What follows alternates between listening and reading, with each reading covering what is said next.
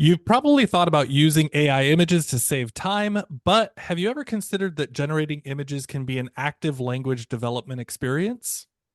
In this episode, we will discuss how AI has opened up the possibilities to discover a previously unavailable modality of language production in ESOL.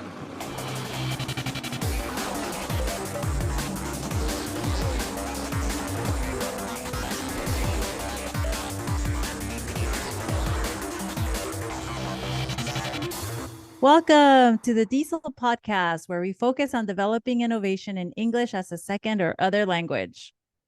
I'm Brent Warner, professor of ESL and other things, and I'm of course always here with Ishel Reyes, award-winning educator in innovation and professional development. Ishel, how are you doing?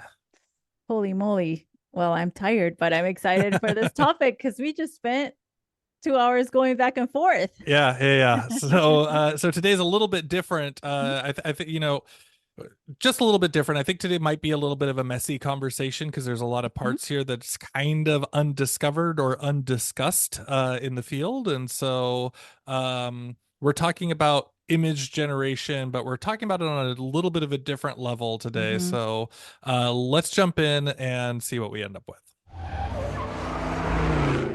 Okay, so Michelle, a couple things before we get Mm-hmm. started. Number one, yes, okay. We've had a lot of conversations around using AI images to generate an image for your class, right? As you know, hey, I want to put this in my PowerPoint, or I want to put this up on my LMS or something like that. And of course, those things can save you time because you can get quite specific images. And Mm-hmm. have you done the thing like spending hours just searching for one image that you have something in mind and you can't find the picture that you're looking for? Yes, and then you give up or you settle for one that isn't really what you were looking for. Yeah. So, so we could talk about that in the future. You know, there are ways to Mm-hmm. develop images and all these things, but we kind of starting to understand that, hey, AI does have that capability to customize our images for exactly what we're looking for. I also want to acknowledge Mm-hmm. their problems with AI images. Mm-hmm. Have you been paying attention to this Google thing? Oh, absolutely. And I always go back to, again, we're at the beginning, as Eric Roth says, we're at the beginning of the beginning. So Hmm. it's a rough start, right? Yeah. Yeah. And it'll get better. Yeah, so we do have to recognize like, hey, there are definitely problems. There's copyright Mm-hmm. issues. There's all sorts of things going on. But we also, I personally want to come to the approach of like, hey, I trust that like with all things, teachers are not stealing or trying to steal images, right? That they're being proactive. That developers of these programs are trying to figure out ways to be not get sued and do these things Mm-hmm. as ethically as possible and all those types of things. So I'm gonna kind of let we can talk about those conversations in a future episode, and I think there's a lot to talk about. But today we're kind of focused in on you and I started talking about this and Mm-hmm. about this idea of using images as actual language production, which is something that hasn't actually existed before. Right. And so when we started talking about this, I really wanted to know what you meant by that. And so I think it's worth talking about comparing the past versus now. Yeah, And you could, because when you say that searching for an image, or not the searching itself, but using an image to within a language activity, that was a passive activity, right? hmm, And yeah, so I'm thinking, okay, what do you mean by a passive activity? And then you said it beautifully that in the past, an image was what was determining the language that a student might end up using, right? So the right. picture is the source of the language, but the student is not actually, how do I say, producing the language. And I Correct. think Yeah. that, and So that's where we're gonna where yeah, we need this is that. the language gets a little bit messy around this because it's We don't because I have a really term for yeah, it. because it doesn't exist quite yet, Mm-hmm. right? And so anybody out there who is well honestly we should write and submit to a journal Mm-hmm. conversation after we figure out the language, but if someone beats us to it, that's fine too. Um so here's the thing, right? If you're in the past when we've worked with images in the classroom, traditionally speaking, and there's variations Mhm. on this, but a teacher provides an image and a student looks at that image and then they Mhm. show their ability to comprehend it with uh with what they have, right? So it's a kind of a passive experience. The image comes, they look at the image, they Give you use the the language. language to Mhm. describe whatever they're seeing, Mhm. right? What we're talking about now with AI image generation is the opposite, right? So now Mhm. I'm going to use the language that I have to prompt the bot of whatever it is, and then the bot is going to develop the image of the words that I used, right? So the language is determining the image. The language is producing the image and not the other way around. That's right. The language is producing the image, not the image producing the language. And this has never existed before and could not exist without AI, I don't think. We're trying to talk, we're trying to sort this out. Yeah. And so I think the closest that we've ever had to this is I love this game. So this is like one of the classic language development game activities that teachers do. I think it's still really Mhm. powerful and useful, but it's the one where you sit across from your partner, you put up a cardboard or a piece of paper between the two of you. One of you looks at a picture and tries to describe it to the other person, and then the other person tries to draw it, right? Mhm. Now it's not the same thing, but it's as close it's as close as the process as we can get to what we're talking about with what we can get with developing images from AI, because the one person is saying, but again, not, by the way, this is still, you're starting with an image or an idea that you're trying to describe, right? But you're saying what you're seeing and someone else is trying to draw the equivalent of that. Now it has to be held inside of your head and you're going to try to describe it and then see what the AI is going to produce. But there are differences here, right? Yeah, so if you've managed to wrap your head around that, because it Mhm, took me a while to be able to um talk about it in a way that I could conceptualize it. I guess the easiest, what made sense to me is when you talked about the reading versus writing parallel. yeah, So a student is reading something, they're taking in information, and then they can show you that they understood. hmm But the writing part of it, the writing aspect is they have to use language to create something. So at the end, there is something they have created, where with reading, there is nothing really created, right? Right. Yeah. So you're either summarizing or you've shown that you've understood the reading, or you've showed what you've taken out of it and what you might learn beyond that. That's all fine. And that's the same thing with when you traditionally, when a student sees an image in the class, right? They receive that, they explain what they're seeing, they use the language that they have to be able to talk about it. But read, just like reading is different from writing. Okay, now as I'm writing, I'm putting words together, I'm trying to create something, but the problem for me is that writing in that aspect is still abstract to a student, right? They're like, I think Mm-hmm. I'm using the language, I'm not sure. Maybe the feedback comes later on parts of Yeah. it, but not all of it, right? Hopefully the feedback comes from the teacher, but it might be a week, it might be 2 weeks, Mm-hmm. it might not be right away. And so now when we're talking about this in terms of images, if you're saying, hey, create an image, if you're telling, chat GPT or whatever, create an image, and this is what I want it to look like, then you're getting that output in the moment and you're able to say, hey, what did my language actually produce, right? What did Mm-hmm. the language that I put into that? And we understand that it's an interpretation of that, but it's usually pretty good, pretty accurate, again, problems, whatever, but pretty accurate interpretation. And so, what are the words that I said? What are the descriptors that I use? What are the verb Mm-hmm. tenses? What are the whatever? And then what did that produce? And so now we've got a whole different level of being able to make and see that what we're making is what we're intending, right? When we write something with written words, when what we write, we hope that what it is, but maybe we don't have a full enough concept. But as language learners, we all have this visual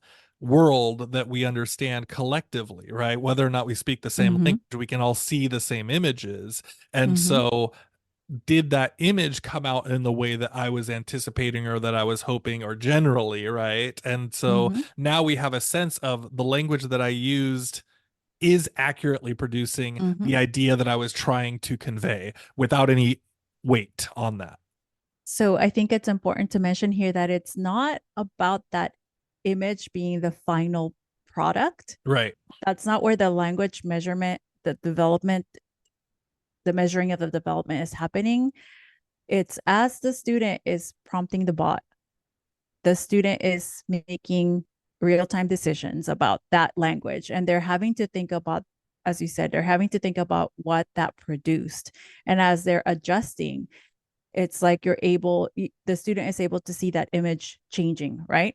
And Mm-hmm. that is the immediate, that's what you're talking about, having immediate feedback for the student.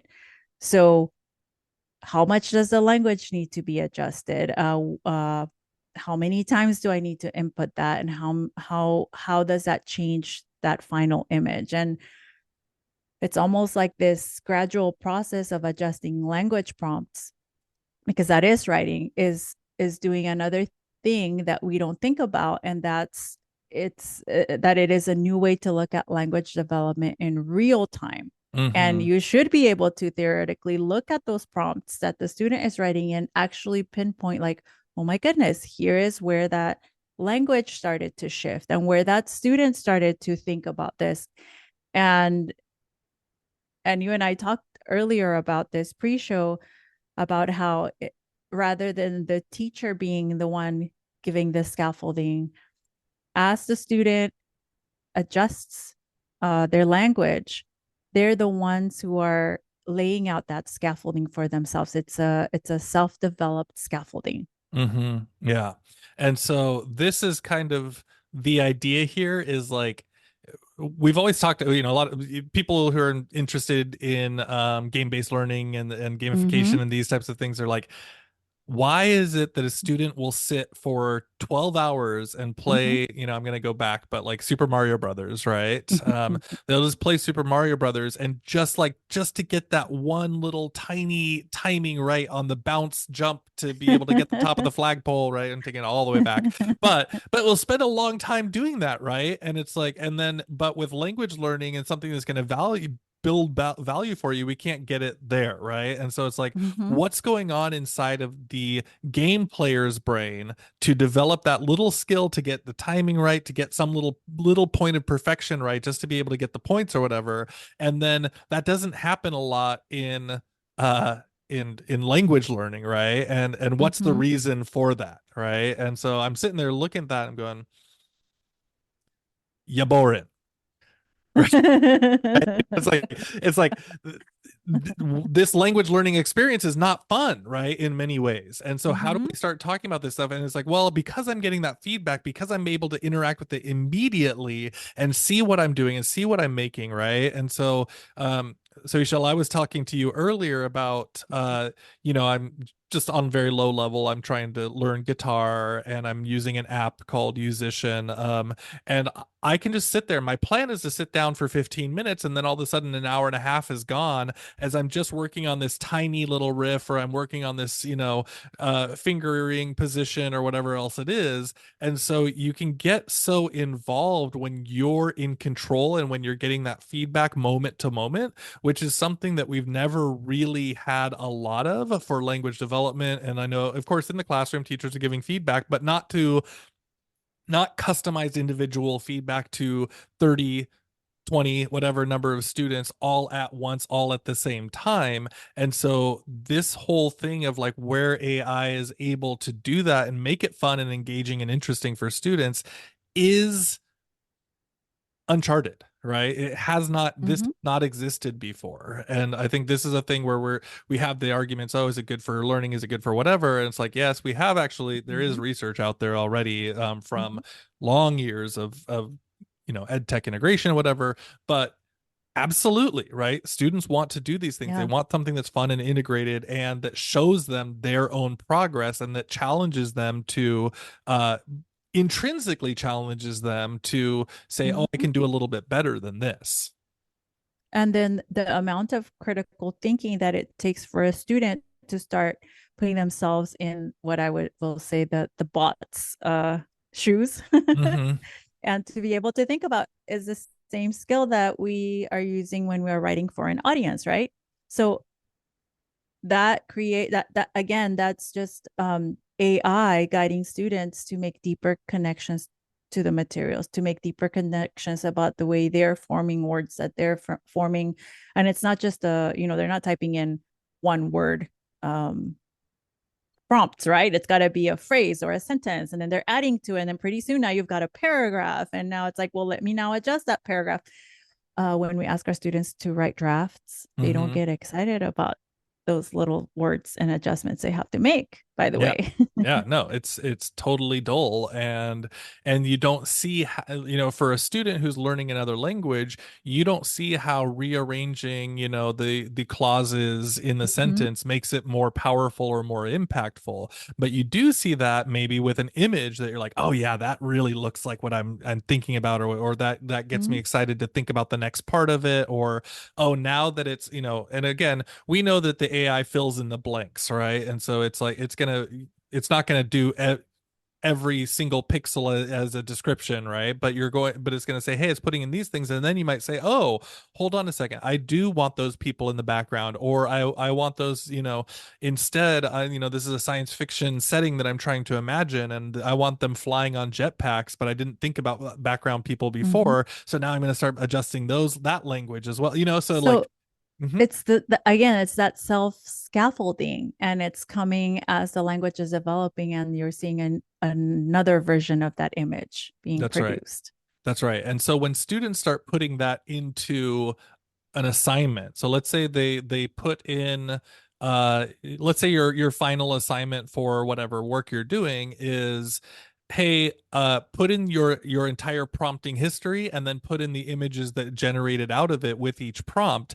Then like you said before, we can start pinpointing it as teachers and going, okay, look what you're learning on your own here, and then look what you're Mm-hmm. still missing. Okay, and we can still talk about that and what points you can refine, and like, oh, I my guess is that you're trying to do this. Maybe here's a little language that would help you out with that, right? But there's so much cool stuff now that we can say, hey, same amount of time that you would be doing something by yourself and not knowing any idea, just kind of wandering blindly. Now Mm-hmm. you're like, hey, now I've got this guidance, right? And Mm-hmm. I could still get the feedback. I still get this and that, but it's not always, it's not, it's so much more But possibility for expansion.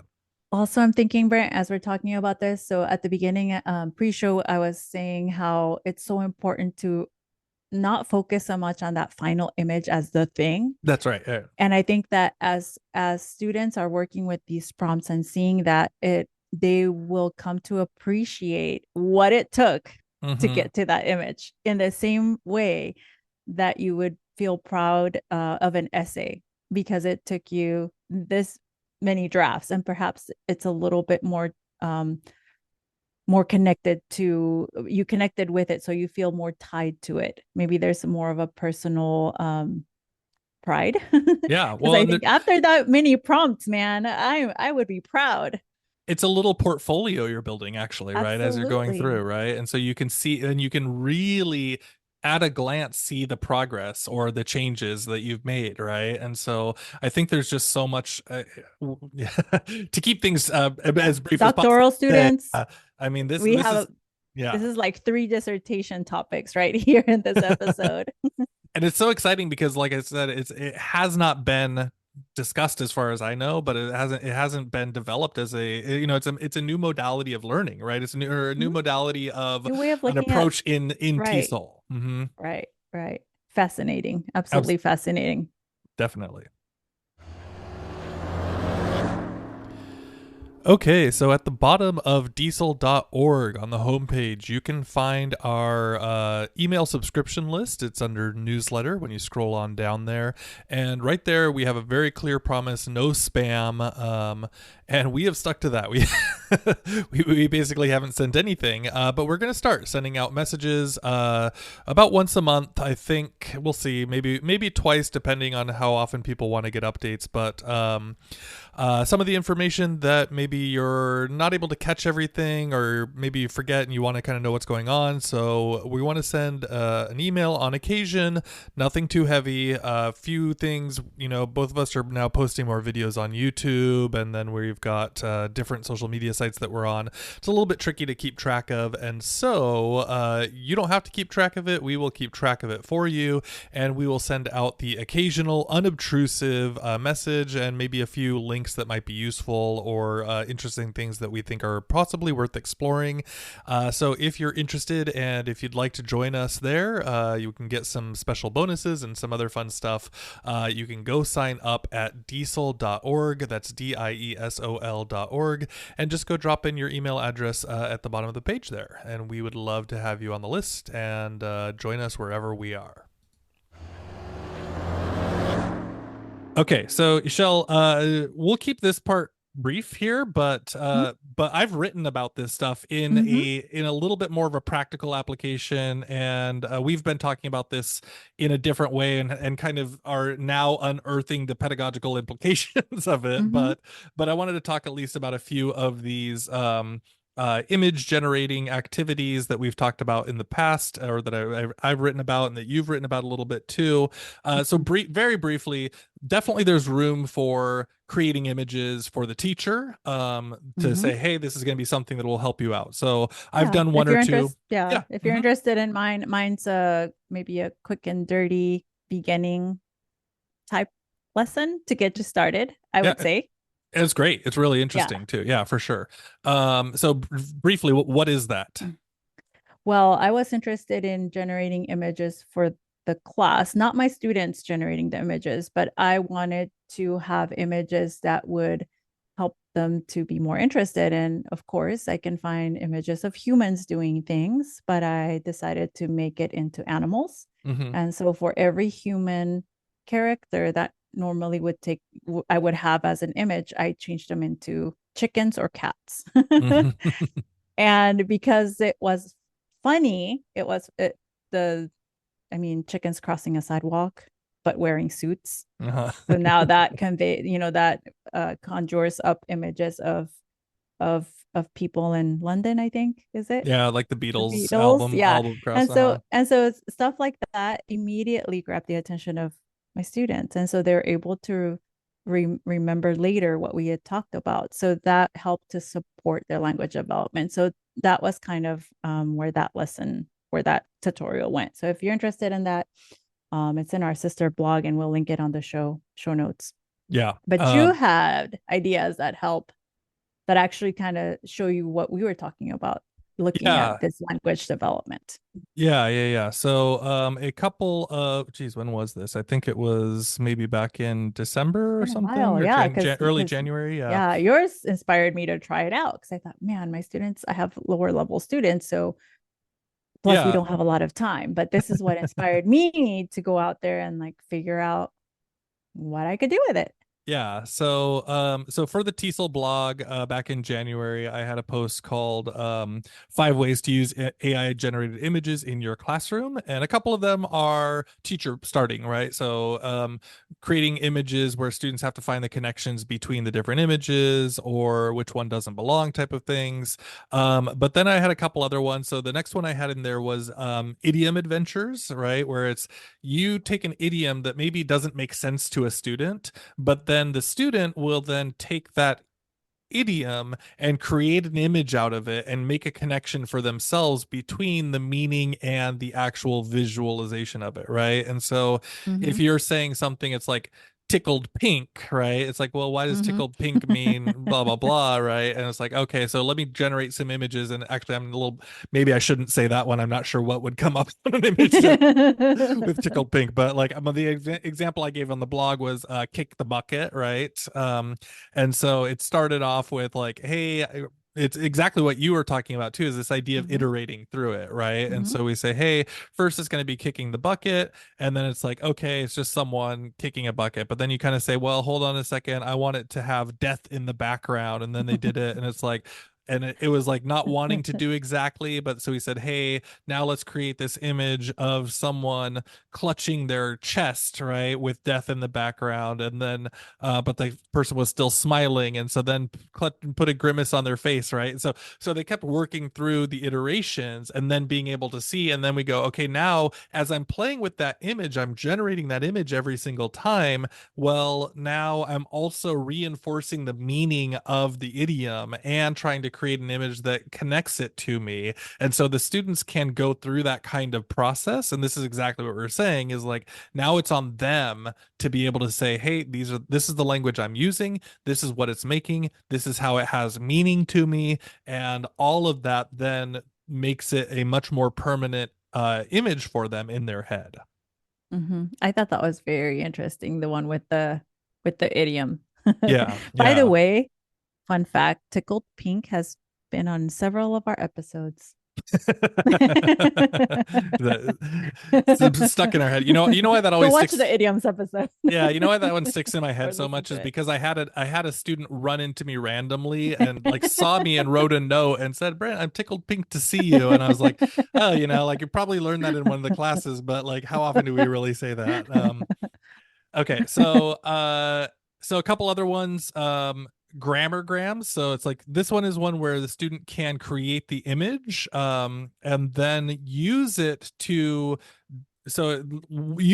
understand a grammar point, right? So the one that I had is one, you can actually create the image first and then use the language to describe it, but you can say like, hey, if I know that I want to see two actions going on at the same time, then I might want to be able to use the present progressive, and to be able to say my father, or sorry, the past progressive, and then with the simple past, and you say my father was dancing when my mother became upset. And so you're looking at two different actions happening in the same image, right? But being able to generate that for yourself, that's one. So you can play with that with all different language points, especially like if you're getting into mixing them or comparing and contrasting against each other.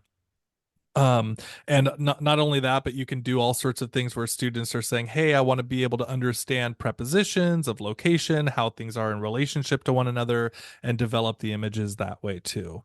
And then the last one that I had here, and Ishel, this is one that I've been doing and talking about in workshops from the beginning, is Hmm. having people try to describe a famous piece of art and duplicate it through the AI without saying the name of the original piece of art. And I think you played with this a little bit too, right? Yeah, this is cool that the you did the silent scream, I think. Is that the Mm-hmm. silent scream? Yeah, just the scream. Yeah, Yeah. Mook's the Hmm. scream. The Mm-hmm. scream. I don't know why I called it the silent scream.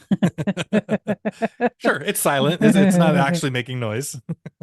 Yeah, so I've used that one as a kind of good one because it's a fairly simple image, but classic with enough details to that you could kind of say, hey, I want to get into Mhm. parts of these, but I won't necessarily miss every point. So like, hey, do I say like orange oil swirly images or whatever, right? And so depending, but you can play around with it with your students and kind of see what happens there. But it's great because then again, same thing is that they can challenge each other if you're in class together and say who's going to get the closest image, right? Who's going to get it closest, or who's going to get the one that's most You can even interesting. vote.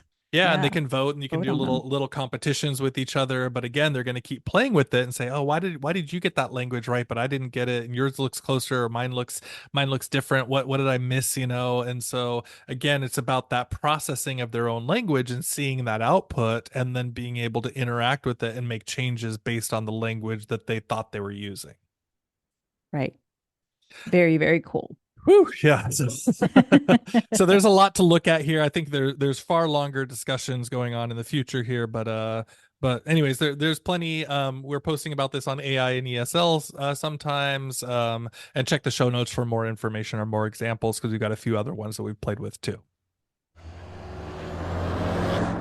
All right, it is time for our fun finds. And today I have Trader Joe's ginger juice powder.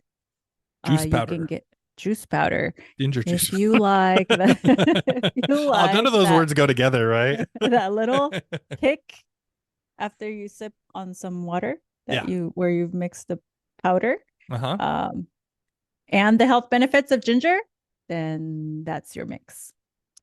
Trader Yeah. Joe's makes all these great little things like that. Wonderful. Okay, so ginger juice powder, you can mix it into your smoothie or whatever else too, right? So Yeah. awesome. Mine is an Instagram account this time. I Hmm. never, I don't think there's a right way to say this, but the spelling is MYLLCK. Milk. Milk, Milik, milk. Milk. Yeah, something like that. Um, anyways, it's just a great music account, and it's this Hmm. father son team. I guess I think they're in like Singapore or something like that, but they're both just like super into Oh, music. oh, And yeah. then what they do is they I may show have you, seen it. yeah, they do these like little trends. They'll be like, okay, great Brazilian albums that came out, from the Mm, 1980s or something, and it's like, oh, okay, and then they just give you five or six of them.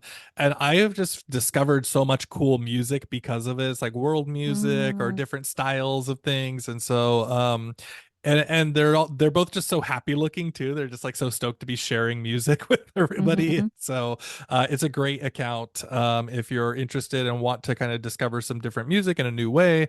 MYLLCK. You can find us on Threads or on Facebook. We are at Diesel Pod on both platforms. Great. You can find me on the socials at Brent G Warner. And me at Ixie_Pixie. That's IXY_PIXY. And for our mystery language global, I think we're gonna have to find a better way Yeah. a better terminology for this in Yeah. the future. But mystery language global phrase. Let's have a listen. مامۆستا بناغی ژیان و پێشکەوتنی وڵاتە. If you can figure out what this means, let us know on social media. Tag us at DieselPod. Thank you so much for listening to the Diesel podcast. Thank you. Take care, everybody. Bye.